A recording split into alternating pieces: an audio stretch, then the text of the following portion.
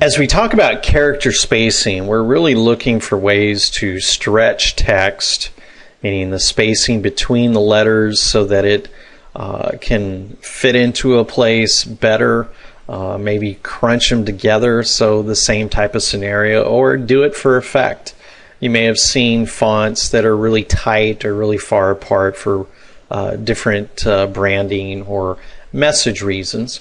But for most of the time, you're just doing it so that when you're creating a brochure or you're trying to make sure something fits within an area that you want to print or make sure that it's on a certain page or a section of your document, you turn to character spacing to stretch or restrict that area. So let's take a look at what that looks like, when you might want to use that, and so forth. So on the Home tab, in the font group, the down arrow that's at the bottom of that group, I'm going to hit the down arrow.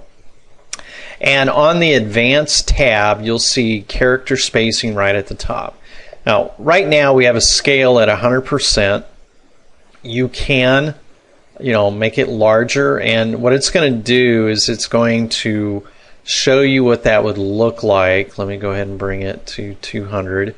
So really it's a huge spacing for scale on here. So let me go back to 100%.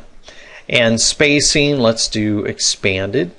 Okay, so you can see it automatically, it's moving apart. All the letters are moving apart. And let's keep increasing it. There we go, by 1.2 points. And let's see what it will take to get it to the next level, 1.9. And as you keep going up, 2.8. So as you can see, it's really becoming, farther and farther apart between the spacing between the letters and even, between the words here. Positioning, you can raise it up. That's for effect. Lowering it after running as well. Do normal. And by the way, when you're in those impacts of raised or lowered position, you can make them higher or lower. I believe it defaults at 3, so let's do lowered. Yep. So you can do all those kinds of things to really space your character and move it up or down within there. We'll come back to kerning in just a moment, but basically all we're doing is we're expanding this and we're giving a big long width here. I'm going to click OK. And it really makes a huge difference. I mean, look how much spacing is that as compared to what you normally would have on your page. So again, it's for effect. You may be doing it as well to make sure that it fits within this space. Now again, this is different from Justify, which is really spacing words. These are not spacing the letters out, it's spacing the words out, so there's more spaces between the words. So it's not Justify.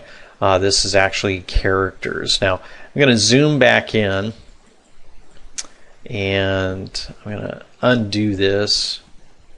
Let me bring that back. There we go. Alright, so this is the way that it was. I'm going to show you kerning. So this is font, and drop the arrow down, and we have advanced, and everything's normal again. We have kerning for fonts. Now, what this does is kerning is the process of adjusting the spacing between letters, just like we were with character spacing, not only inside the word but outside the words. But it's very small. It's very precise usage. Okay, so right now it's setting for 22 points. I'm going to take it all the way up to, I believe, 72, and you're going to have to really watch this to see much difference.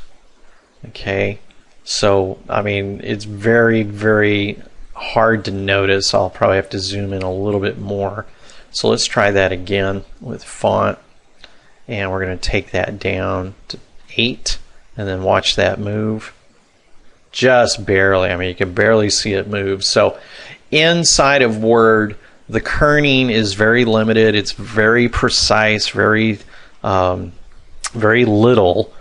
Bringing it all the way up to 72 wasn't a lot of change.